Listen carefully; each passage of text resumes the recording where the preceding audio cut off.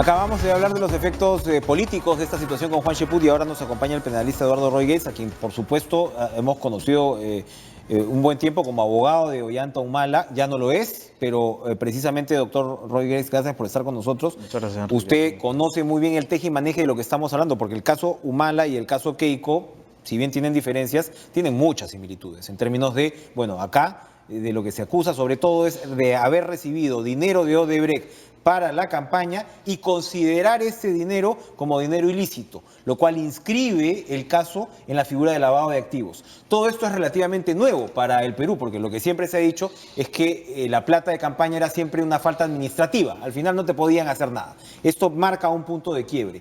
¿Aplica la prisión preventiva para Keiko Fujimori según su perspectiva? A ver, como en cualquier caso penal, la prisión preventiva tiene que ser una excepción a la regla. La regla es que una persona enfrente el proceso penal en libertad.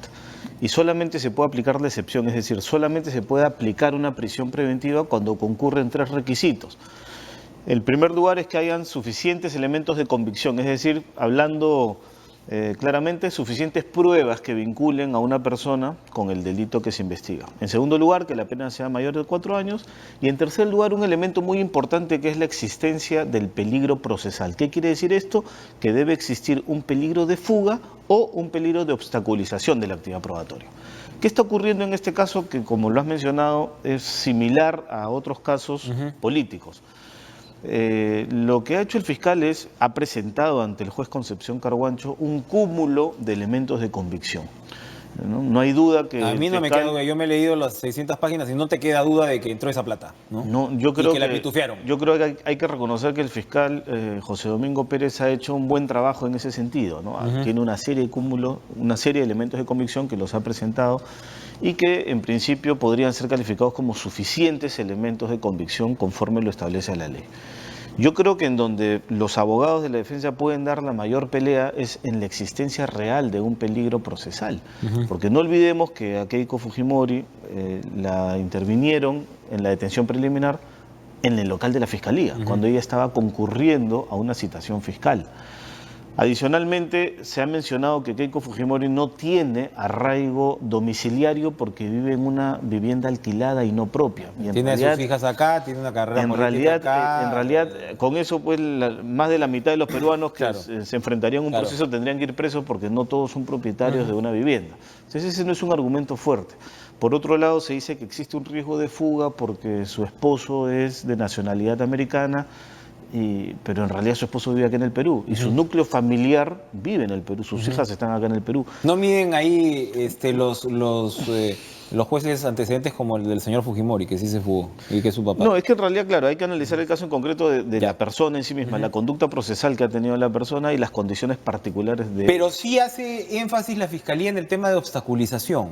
Y conversando con los fiscales, ellos se inclinan más por ese lado y dicen, oye, no es solamente el peligro de fuga, el tema de obstaculización es muy importante. Y aquí has visto las presiones contra los testigos de un lado y ahora mismo estabas acondicionando pues la figura para que el señor Chávarri no se vaya, ¿no? Y puedas tener algún tipo de soporte por ahí. Y ahora mismo estabas tratando de hablar con el señor Inostroza, que era el que iba a ver tu casación. Entonces hay una interpretación de mucha actividad para influir en el caso. Sin duda alguna, los chats que han presentado, que ya son famosos de la botica del grupo de Fuerza Popular, es un arma muy poderosa que tiene ahorita el fiscal José Domingo Pérez, ¿no?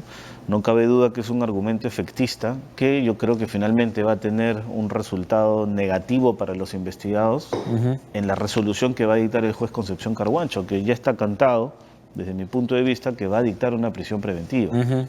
O sea, con lo que se ha presentado en la audiencia el día de hoy y por conocer la trayectoria de este magistrado, creo que los que más o menos conocen un poco un juez canero, para decirlo en cristiano.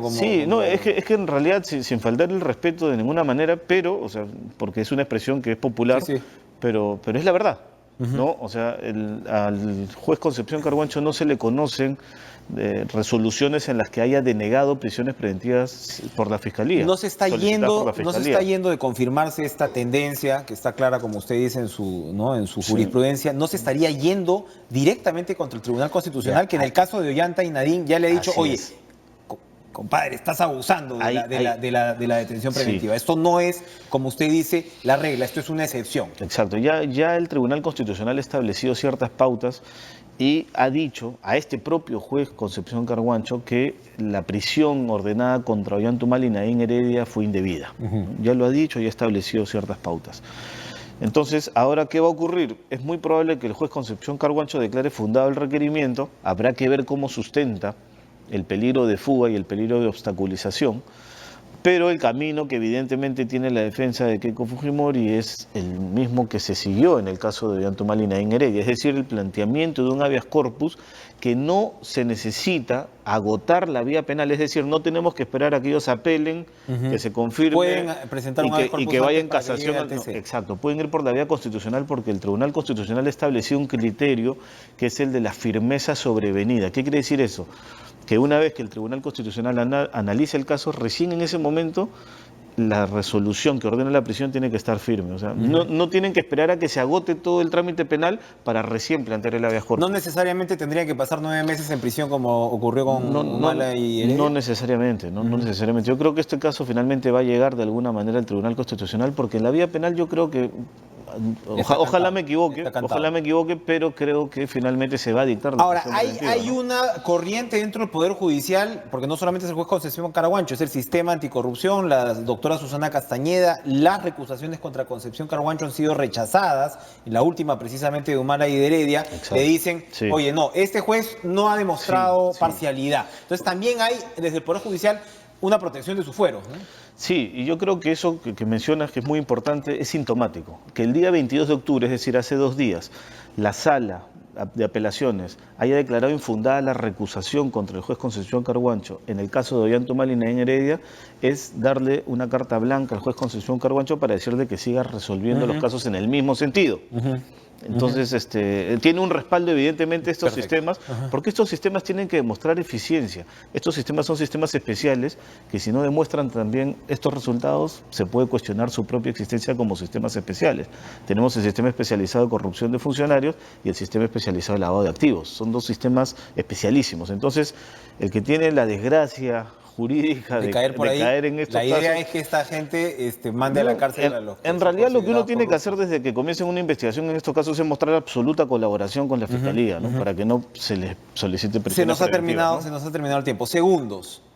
La prueba ácida, yo creo al final está en que el político va a decir, ¿y yo por qué tenía que saber que la plata de Odebrecht, una empresa pública, gigantesca, con un señor barata que organizaba parrilladas, frijoladas y cócteles, era plata ilícita? Enrique, ese es el kit del asunto. Aquí estos casos se van a determinar en el conocimiento que tenía la persona o en la posibilidad que tenía de presumir que el dinero tenía un origen ilícito. Que los partidos políticos recibieron financiamiento de estas empresas, específicamente de Odebrecht, creo que ya no es materia de discusión porque está prácticamente acreditado en todos los partidos políticos sin excepción. El tema es en demostrar que ese dinero es ilícito y en segundo lugar en demostrar que el conocimiento de esa ilicitud lo tenían las personas que recibieron el dinero. Ahí está la discusión. El quid del asunto. Gracias, Eduardo Rodríguez, por Muchas acompañarnos. gracias. Muy interesante perspectiva, porque esto, por supuesto, como les digo, es dramático, es trascendente, pero también tiene mucho de discusión jurídica que hay que tomar en serio, porque la justicia, finalmente, no es política. Vamos a hacer una pausa y regresamos con lo último de Cara a Cara.